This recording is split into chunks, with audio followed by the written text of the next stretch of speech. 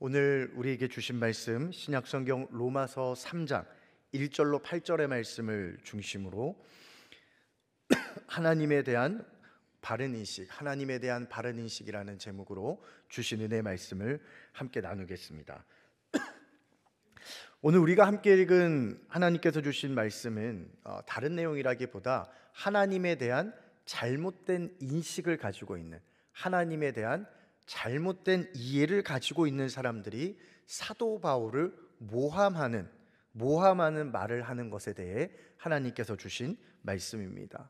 하나님에 대해 오해하고 잘 몰라서 때로는 잘못된 길로 가는 경우가 있습니다. 그런데 이번엔 경우 같은 경우에는 매우 교활하게 의도적으로 그것을 이용하는 사람들을 향해 하나님께서 말씀하고 있는 것을 보게 됩니다. 여러분들도 잘 아시겠지만 1800년도 초반까지만 하더라도 그 아프리카의 노예선이 참 많이 다니곤 했었습니다. 통계를 보면 그 당시에 아프리카에 있는 흑인들을 실어왔던 노예선들의 인원을 집계해 보면 약 2천만 명이 되는 아프리카 사람들을 노예로 끌고 왔다라는 기록이 있는 것을 보게 됩니다. 그런데 그 노예선을 운영하고 또 노예선을 끌고 다니는 또 노예선의 선장 가운데 한 사람의 어머님이 갑자기 돌아가셨습니다. 그런데 그 어머니는 굉장히 독실한 크리스찬이었고 항상 아들을 위해서 눈물로 기도하던 어머니셨습니다. 신실하신 크리스찬인데 하나님을 붙잡고 살아가던 어머니인데 그 어머님이 돌아가신 겁니다. 어머님이 돌아가신 이후로 그나마 어머님이 살아계실 때는 조금씩이라도 신앙을 유지하던 그 아들이 이제는 완전히 그 신앙을 버려버렸습니다. 어머님이 살아계실 때는 내가 엄마 봐서라도 교회 한번 가겠다, 엄마 봐서라도 예배를 드리겠다, 엄마 봐서라도 신앙을 붙잡고 있겠다라고 그렇게 아주 점 하나 정도의 신앙을 갖고 있었는데 어머님이 돌아가시고 나니 그 신앙 또한 버려버렸다라는 거예요. 그리고 심지어 자기는 하나님은 없다, 하나님은 이 세상에 없다라고 얘기하면 나는 스스로 무신론자입니다 라고 사람들에게 외치며 다녔습니다. 그런데 여러분도 아시다시피 배를 몰고 바다로 나가면 자기 마음대로 날씨를 주장할 수 있겠습니까? 없지요. 하나님께서 그 날씨를 주장해 주시지 않으면 위기의 순간을 모면할 수 없는 것은 우리가 너무나도 잘 아는 사실입니다. 그날도 그랬습니다. 북대서양을 지나는 그 순간 끔찍한 폭풍우가 그 배를 향해서 달려들기 시작했습니다. 아무리 살아내려고 해도 이러다가 다 죽겠구나 라고 하는 그 위기의 순간에 나는 무신론자입니다, 하나님은 없습니다 라고 외쳤던 그 사람이 하늘을 바라보고 외쳤습니다. 주님, 저희에게 자비를 베풀어 주소서. 주님이 계신다면 저희에게 자비를 베풀어 주소서라고 외쳤습니다. 결과는 어떻게 됐을까요? 놀랍게도 하나님께서 구해 주셨습니다. 거짓말같이 그 폭풍우 가운데서 그 배가 안전하게 항구로 돌아올 수 있도록 도와주셨습니다. 이쯤 되면 우리가 생각하는 결말이 있습니다. 하나님께서 살려주신 것을 깨닫고 회개하고 하나님께 돌아왔구나 라고 하는 결말을 기대하지만 우리는 잘 알고 있습니다. 사람은 그렇게 쉽게 변하지 않습니다. 한번 하나님의 기적을 맛본다고 변하지 않는 것은 너무나도 자명한 사실이죠. 여전히 무신론자의 삶을 살아가고 자기 하고 싶은 대로 자기 마음대로 살아갑니다. 그러다 바다에서 위기를 만나면 또 하나님을 부르고 안전하게 돌아오면 금세 하나님의 은혜를 까먹고 또 자기 마음대로 살아가다가 바다로 나가서 또 위기를 맞이하면 하나님을 부르고 그렇게 몇 번이 반복되다가 그는 결국 하나님 앞에 무릎을 꿇었습니다. 그리고 자신이 하고 있는 그 일에 대한 회의감을 느끼고 지금까지 무신론자라고 살아왔던 자신의 삶을 진심으로 회개하며 하나님을 향해 일평생 살아가겠노라 다짐하는 헌신의 삶을 살아가게 됩니다. 그리고 그 사람은 우리가 너무나도 잘 아는 것처럼 찬송가 301장을 지은 존 뉴턴이라고 하는 사람입니다. 나 같은 죄인 살리신 주 은혜 놀라워. 여러분 한번 잘 생각해 보십시오. 신앙이 있었던 존 뉴턴이 어머님이 돌아가신 이후에 자기 마음대로 살았습니다. 택함받은 백성이 하나님은 없다라고 얘기하며 자기 마음대로 살았다라는 거예요. 그런데 그 자기 마음대로 살았던 존 뉴턴 때문에 하나님께서 이 사람을 구원하시고자 하는 그 계획이 무산되었습니까? 그렇지 않습니다. 하나님은 그 사람을 기다려주고 부르고 또 부르고 또 부르고 기다려주셔서 그 사람이 어떠한 삶을 살든 상관없이 하나님은 하나님의 뜻을 위해서 그분의 일을 이루신 것을 우리는 보게 됩니다. 이것을 하나님의 신실하심이다 라고 얘기하는 겁니다. 하나님은 사람이 어떻게 하느냐에 따라서 바뀌시는 분이 아니라는 겁니다. 우리는 생각하죠. 내가 어떻게 살고 내가 어떻게 하느냐에 따라서 하나님의 계획, 나를 향한 하나님의 계획이 성취가 되고 되지 않는다? 여러분, 맞는 것 같지만 사실은 그렇지 않습니다. 하나님은 하나님을 위해서 하나님의 뜻을 이루시는 분이십니다. 오늘 성경은 그걸 얘기를 하고 있는 겁니다. 로마서 3장에서 얘기하죠. 사도 바울은 로마서에서 복음을 얘기하면서 항상 무엇을 가장 먼저 얘기할까요? 유대인들을 먼저 얘기합니다. 여러분, 로마서의 핵심이고 로마서를 압축해서 한마디로 요약해서 말할 수 있는 성경 구절이 있죠. 로마서 1장 16절이 있습니다. 여러분들 혹시 성경책이 있으시면 로마서 1장 16절 말씀을 한번 찾아보십시오. 네, 한번 찾아보죠. 화면에 안 나옵니다, 여러분. 핸드폰으로 찾아보시고 교회 오면 성경책 한 번 정도는 우리가 찾아볼 수 있을 것 같습니다. 로마서 1장 16절 같이 한번 읽어보겠습니다. 시작. 내가 복음을 부끄러워하지 아니하노니 이 복음은 모든 믿는 자에게 구원을 주시는 하나님의 능력이 됨이라. 먼저는 유대인에게요 그리고 헬라인에게로다. 하나님께서 구원을 주시는 능력이 나타나는데 먼저는 누구에게 나타난다고요? 유대인에게 나타난다라는 거예요. 여러분, 1장 16절 외에도 앞에 있는 내용들을 보면 항상 무엇을 얘기할 때 가장 먼저 얘기합니다. 먼저는 유대인에게요. 먼저는 유대인에게요. 그럼 여기서 질문이 생기죠. 아니, 그 유대인들이 도대체 뭘 했길래 모든 은혜의 먼저는 유대인이라고 얘기를 하는 겁니까? 아니, 사도 바울 당신도 유대인이기 때문에 유대인들 편드는 거 아닙니까?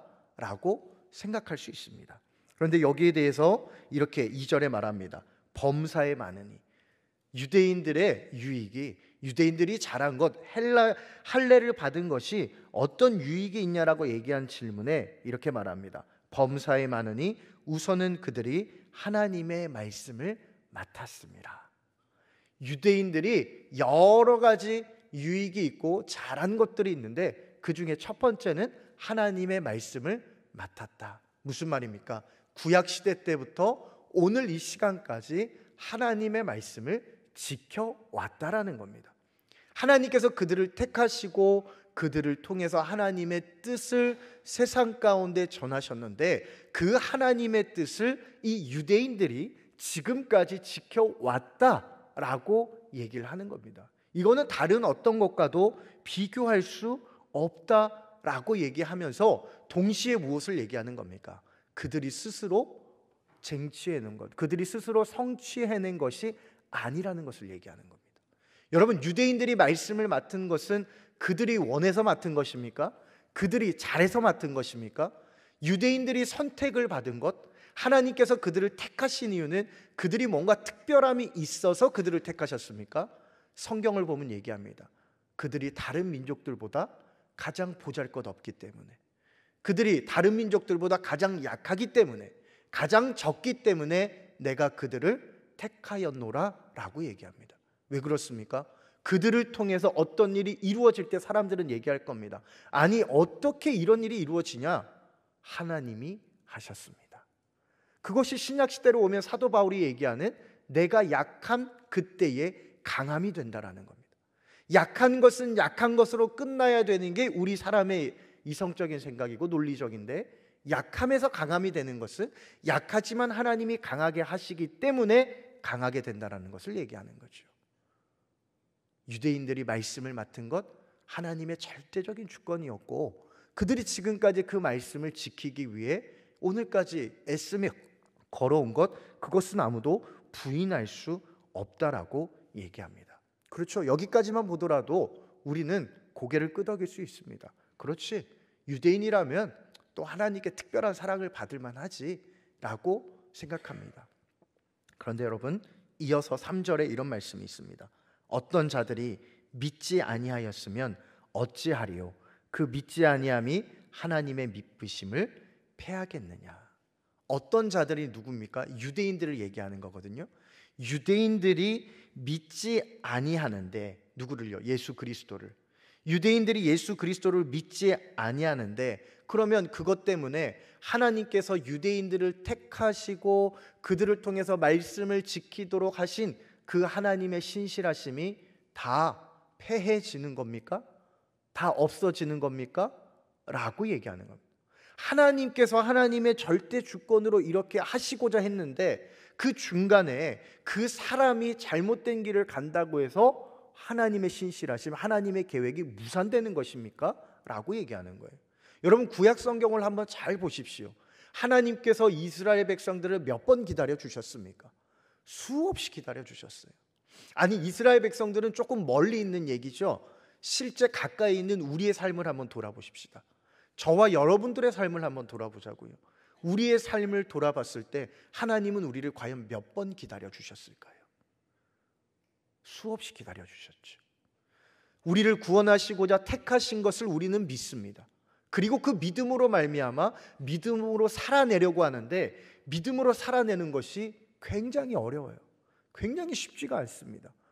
오늘 어쩌면 오늘 이 예배 자리에 나오는 순간, 이 짧고도 긴 시간 안에서도 우리는 마음으로, 입술로, 생각으로 범죄하기도 했을 겁니다. 그러나 그럼에도 불구하고 하나님은 지금도 우리를 기다리시는 분이에요. 우리가 곁길로 갈 때 하나님이 우리를 애따, 귀찮으니까 너 그냥 가서 없어져 버려라 라고 하시는 분이십니까? 아니라는 거예요. 돌아봐라, 돌아봐라. 말해서 되지 않으면 어떻게 합니까? 이스라엘 백성들을 보면 아시지 않습니까? 하나님께서 채찍을 드셔서 사랑의 매를 통해서, 징계를 통해서라도 그들을 살리시고자 하나님의 계획 안으로 이끌고 가시는 분, 그분이 바로 하나님이시라는 겁니다. 그러면서 사도 바울은 4절 말씀에서 다윗을 예로 듭니다. 시편 51편 4절 말씀을 인용하죠. 주께서 주의 말씀에 의롭다함을 얻으시고 판단 받으실 때에 이기려 하심이라 함과 같으니라. 이 시편은 어떤 시편입니까? 다윗이 밧세바를 범하고 눈물로 하나님께 회개하며 기도하면서 하나님께 찬양으로 올려드린 시편이 시편 51편의 말씀이에요.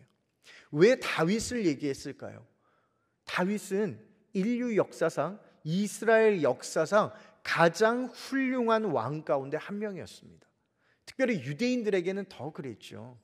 유대인이 아니더라도 다윗이라고 하는 이름은 오늘날 기독교인이 아니더라도 다른 사람들도 많이 알고 있는 훌륭한 왕입니다. 그런데 그 다윗 또한 실수했다라는 거예요. 결정적인 치명적인 실수를 했다라는 겁니다. 어떤 실수합니까? 자기가 원하는 그 여인을 얻으려고, 자기가 원하는 그 여인을 얻으려고 그 남편을 가장 치열한 전투 맨 앞으로 보내서 죽게 만들죠. 하지만 겉으로 볼 때는 모릅니다. 자기 손에 피 하나 묻히지 않고 다른 사람의 손을 빌려서 자기가 얻고자 하는 것을 얻은 사람, 그 사람이 바로 다윗이었습니다. 다윗이 그 일이 일어날 수밖에 없었던 이유 무엇입니까? 왕들의 때가 되었을 때에, 무슨 말입니까? 이제는 농번기가 끝나고 농한기가 되어서 전쟁의 시즌이 왔던 그 시절이었습니다.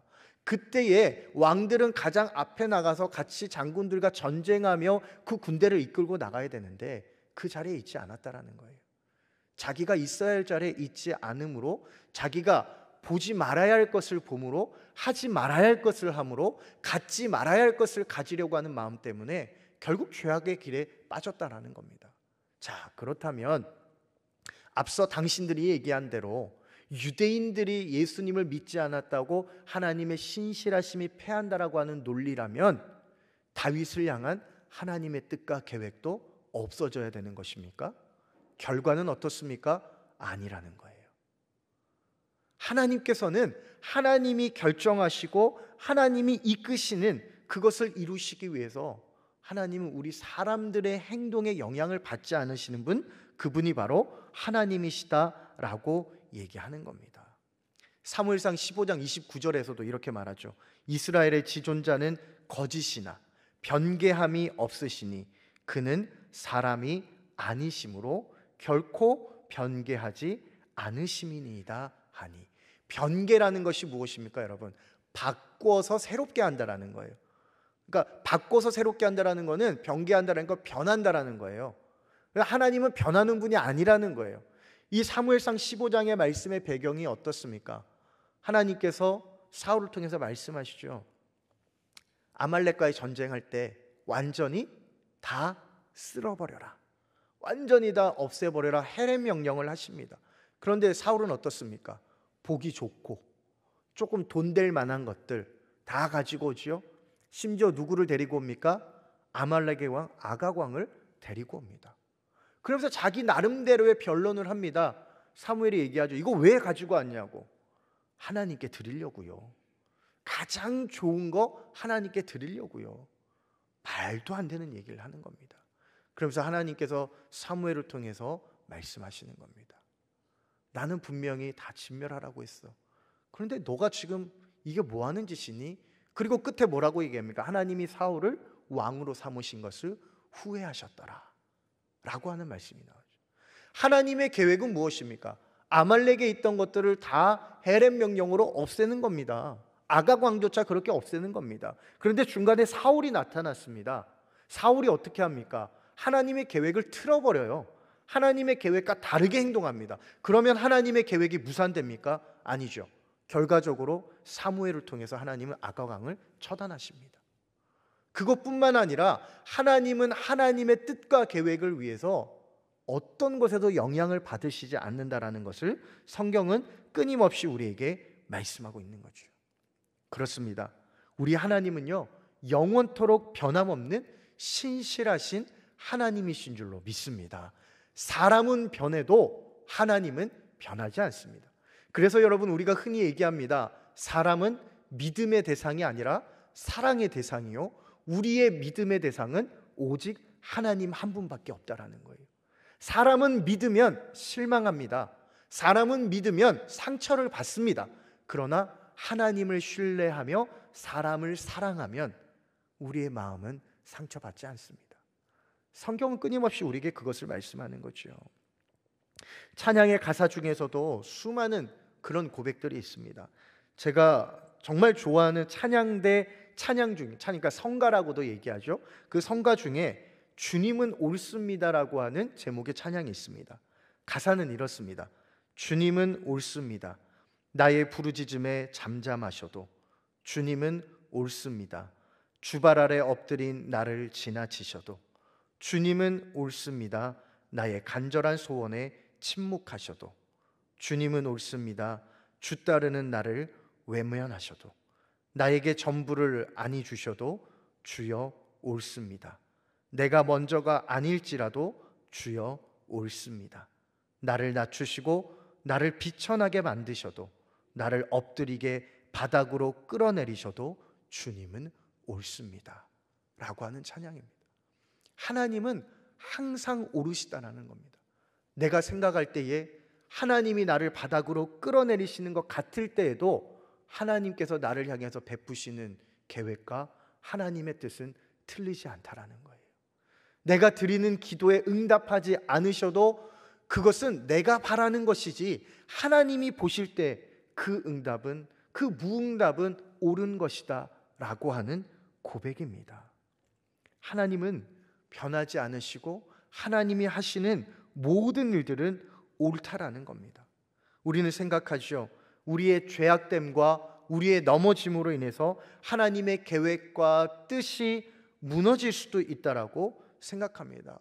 하나님 나 때문에 하나님의 계획이 이루어지지 않으면 어떻게 합니까? 하나님 제가 이런 죄악 때문에 하나님 뜻이 이루어지지 않아서 제가 너무 죄송합니다. 여러분, 그것은 우리가 하나님에 대한 잘못된 인식을 가지고 있는 것입니다. 우리의 행위와 우리의 행동으로 인해서 하나님의 뜻이 바뀌는 것이 아닙니다. 여러분, 조금 더 직설적으로 우리의 삶에 한번 적용해 볼까요? 우리의 큰 기도 제목이 무엇입니까? 우리의 가장 큰 기도 제목은 사랑하는 자녀들입니다. 앞서 말씀드렸듯이 존 뉴턴처럼 부모님이 살아계실 때는 부모님 때문이라도 내가 교회를 가겠습니다, 예배를 드리겠습니다라고 얘기하지만 부모님들이 세상을 떠난 이후에 우리 자녀들이 끝까지 신앙을 지킬지 안 지킬지 아무도 모릅니다. 누구도 모릅니다. 그래서 우리는 걱정하는 거죠. 어떻게 될 것인가? 아유, 저 녀석이 저렇게 살아서, 쟤네들이 저렇게 살아서 하나님의 구원 계획을 이루지 못할까? 어떡하나? 걱정입니다. 그러나 여러분, 걱정이 되지만 그것에 대해서 걱정하지 마십시오. 하나님이 구원하시고자 계획하셨으면 끝까지 하나님께서 이루어 가시는 줄로 믿습니다. 그것이 하나님의 신실하심입니다. 어떻게 살든 하나님께서는 그를 살리기 위해서 어떤 방법으로든 그를 이끌어 가시겠다, 성경을 통해서 말씀하는 거죠. 이어서 사도 바울은 몇 가지 궤변을 얘기합니다. 오늘 우리가 읽은 성경 말씀 5절부터 8절을 보면 세 가지 궤변이 나타납니다. 무슨 궤변이냐? 말도 안 되는 이야기를 하는 겁니다. 먼저 5절 말씀, 그러나 우리 불의가 하나님의 의를 드러나게 하면 무슨 말하리요? 내가 사람의 말하는 대로 말하노니 진노를 내리시는 하나님이 불의하냐? 7절 말씀, 나의 거짓말로 하나님의 참되심이 더 풍성하여 그의 영광이 되었다면 어찌 내가 죄인처럼이며 어찌 내가 심판을 받으리요? 8절, 선을 이루기 위하여 우리가 더 큰 악을 행하자라고 얘기합니다. 이 세 가지 궤변을 한마디로 요약하면 뭐냐? 죄인들을 통해서 하나님의 의로움이 나타난다. 여기까지 들어보면요, 굉장히 그럴싸해 보입니다. 죄인들을 구원하시는 하나님, 죄인들이 있기 때문에 하나님의 의로우심이 나타나는 것 아니냐라고 얘기하는 겁니다. 그렇기 때문에 나는 죄인이 아니다라는 거예요. 하나님이 나를 통해서 하나님의 의로움을 세상 가운데 보여주시니 나는 죄인이 아니라 나는 하나님의 의로움을 나타내는 축복의 통로가 된다라고 얘기를 하는 겁니다. 여러분, 굉장히 그럴싸해 보이는 거지만 말도 안 되는 얘기예요. 여러분, 어떤 사람이 길거리를 갑니다. 길거리를 가다가 담배꽁초를 탁 버립니다. 아니면 뭐가 있죠? 쓰레기를 그냥 버립니다. 저도 어제 목사님들하고 식사하러 가는 길에 아이스크림을 누가 사주셔서 아이스크림을 이렇게 먹으면서 갑니다. 제가 길거리 다니면서 음식을 잘 안 먹는데 너무 맛있게 보이는, 달달해서 계속 먹었습니다. 다 먹고 나면 뭐가 남죠? 아이스크림 막대가 남습니다. 이거를 들고 가자니 그렇고, 호주머니에 넣자니 그렇고, 쓰레기통을 찾으니 쓰레기통이 안 보이는 겁니다. 그럴 때 우리는 눈에 뭐가 보이죠? 하수구 맨홀이 보입니다. 이야, 딱 가면서 실수하는 척 떨어뜨리면 그거 뭐 보이지도 않고 괜찮을 텐데 유혹이 오더라고요. 그런데 끝까지 가지고 가다가 조금 더 가서 쓰레기통에 버렸습니다. 바닥에 버리지 않았습니다. 그런데 어떤 사람이 바닥에 딱 버려요. 제가 바닥에 버리면서 홀가분해. 그런데 뒤에서 어떤 권사님이 얘기해요. 목사님, 바닥에 쓰레기 버리면 어떡해요? 라고 할 때 제가 얘기합니다. 권사님, 모르는 소리 하지 마십시오. 제가 지금 쓰레기를 버린 것은 환경을 오염시키거나 도로를 더럽힌 것이 아니라 환경미화원들에게 일거리를 드린 겁니다. 제가 이걸 버리지 않으면 그분들의 일거리가 사라지기 때문에 실직 위기에 처할 수 있기에 저는 끊임없이 너무 과하지 않은 범위 안에서 쓰레기를 계속 버려줘야 됩니다. 여러분, 말이 됩니까? 죄송합니다. 말 같지도 않은 얘기죠, 여러분. 네. 지금 그 얘기하는 거예요. 하나님의 의로움을 나타내기 위해서 내가 죄인이 된 것이 축복의 통로다. 그러니까 어떻게 하자고요?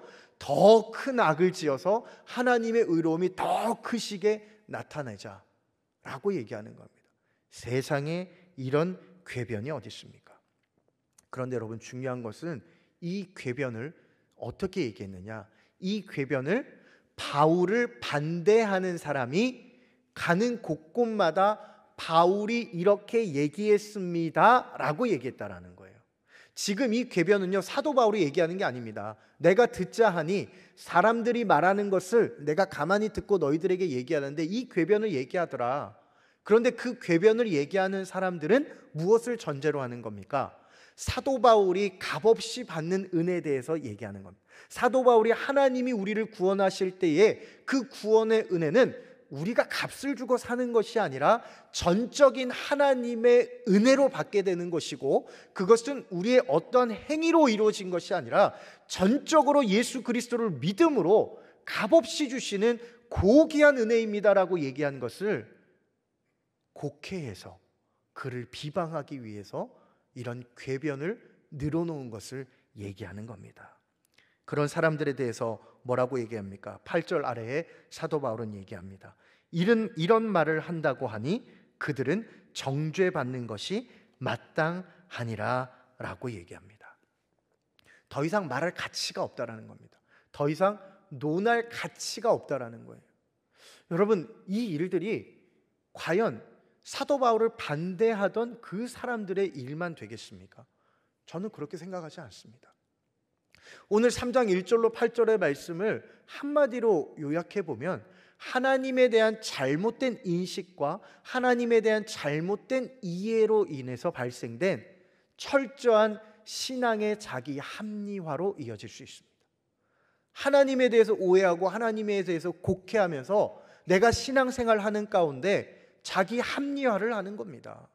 마치 내가 쓰레기를 버리는 것은 환경미화원들에게 일거리를 준다라는 말 같지도 않은 말처럼, 마치 내가 죄인이라고 말하는 것은 틀린 말입니다. 나는 죄인이 아니라 어떻게 해요?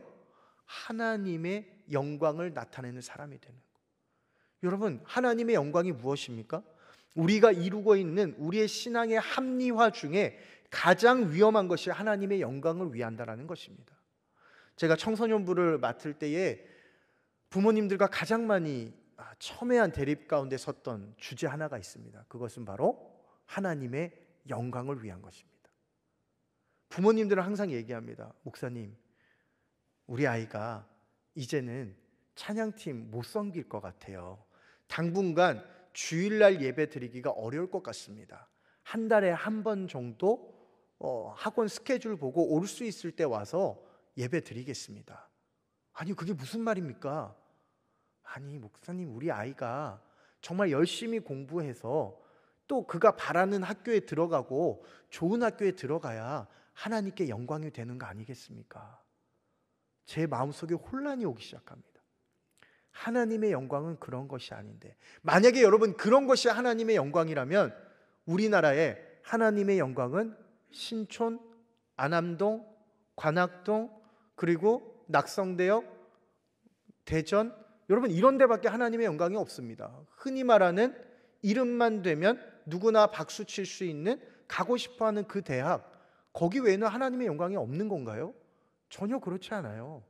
성경을 보면 하나님의 영광을 나타낸다는 것은 무엇입니까? 나를 통해 하나님의 일하심이 나타난다는 거예요. 이스라엘 백성들처럼 말이 안 된다. 그런데 어떻게 되냐? 하나님이 하셨어.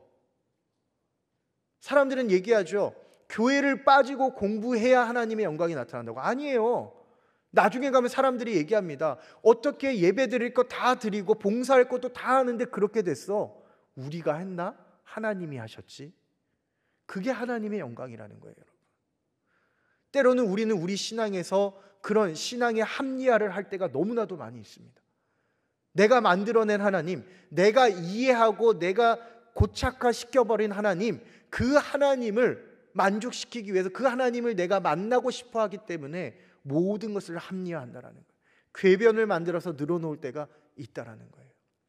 그러나 오늘 로마서를 통해 하나님은 우리에게 분명히 말씀합니다. 하나님은 그런 하나님이 아니라고. 하나님은 우리가 생각하는 그런 하나님이 아니라고 분명히 말씀하십니다. 하나님은 신실하신 분이시고, 하나님은 하나님의 뜻을 이루시기 위해 어떠한 상황에서도 상관받지 않으시는 분, 그분이 바로 하나님이시다 말씀하시는 겁니다.